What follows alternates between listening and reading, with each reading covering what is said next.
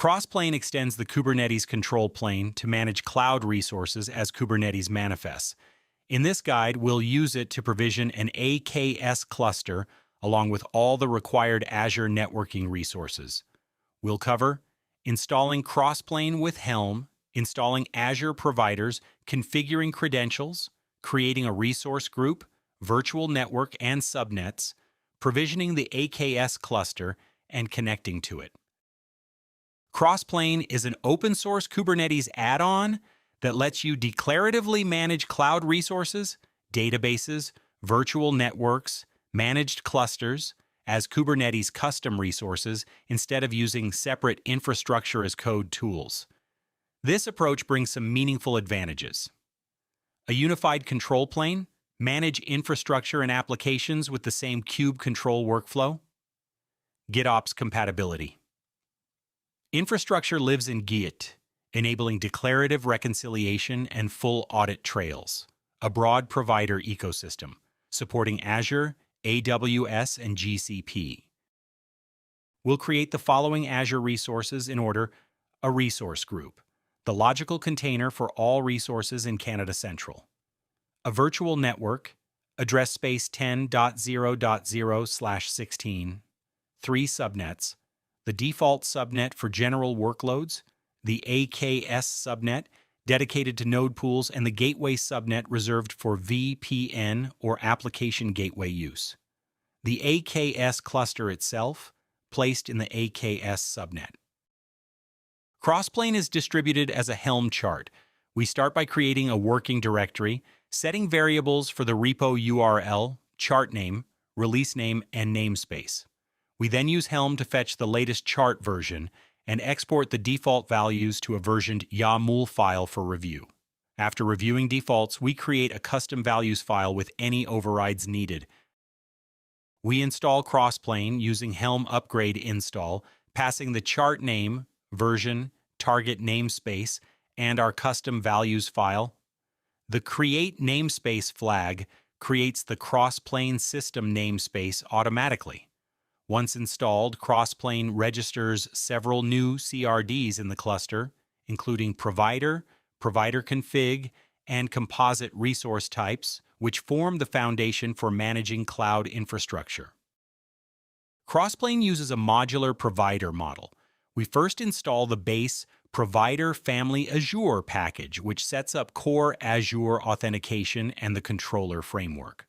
The provider is defined as a YAML manifest of kind provider, referencing the package image on Upbound's registry pinned to a specific version. After applying it, we watch the provider status and wait until both installed and healthy show true before proceeding. We'll also install 2 sub-providers later: Provider-Azure-Network for networking resources and Provider-Azure-Container Service for the AKS cluster. Crossplane needs Azure credentials to manage resources. We create a dedicated service principal using the Azure CLI, az-add-sp-create- for -rbac command, with the SDK-auth flag to format the output correctly, and the owner role scoped to our subscription. The output is a JSON object with the client ID, client secret, subscription ID, and tenant ID. We save this to azure-credentials.json. Important: this file contains sensitive credentials. Add it to your .gitignore immediately and never commit it to source control.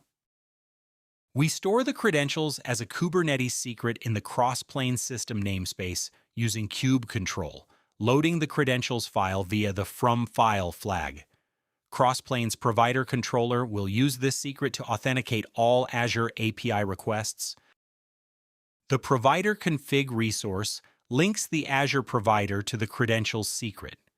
We define it as a YAML manifest of kind provider config pointing to the namespace, secret name, and key where the credentials are stored. After applying it, Crossplane is authorized to manage Azure resources, and every managed resource we create will reference this provider config by name. With Crossplane installed, the providers ready, and the credentials configured, we can now start defining our Azure infrastructure. All our resource manifests are organized in a dedicated directory called K8s/AKS cluster. This directory will contain 7 YAML files, one for each Azure resource, plus a customized configuration file that ties them all together. The resource group is defined as a simple manifest with the name SF Resource Group and the location Canada Central. It references the provider config for authentication.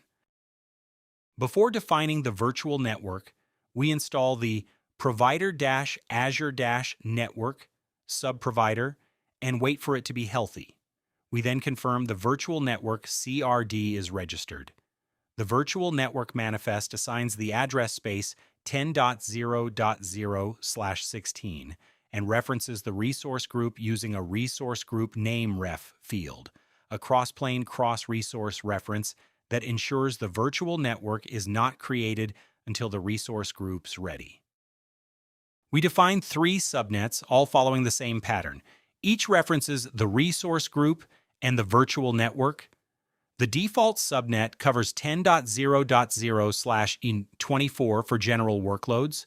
The AKS subnet covers 10.0.1/24, dedicated to cluster nodes. The gateway subnet covers 10.0.2/24, reserved for gateway services. All 3 are applied together in a single kubectl command. We install the provider-azure-container service subprovider and wait for it to be healthy, then confirm the Kubernetes cluster CRD is available. The AKS manifest has 3 key configuration areas. The default node pool sets 2 nodes of size standard D4 SV3 and places them in the AKS subnet. The identity section uses a system-assigned managed identity, so Azure handles credential rotation automatically. The network profile enables the Azure CLI plugin with a service CIDR of 10.2/16, kept separate from node subnet ranges. We apply the manifest and watch the cluster provision. This typically takes 5 to 10 minutes. When done, all resources show synced equals true and ready equals true. Instead of applying manifests one by one, we use a customize file that lists all 6 resources. A single kubectl apply command with the lowercase k flag applies the entire stack. Crossplane's reconciler handles provisioning order automatically based on the reference fields in each manifest.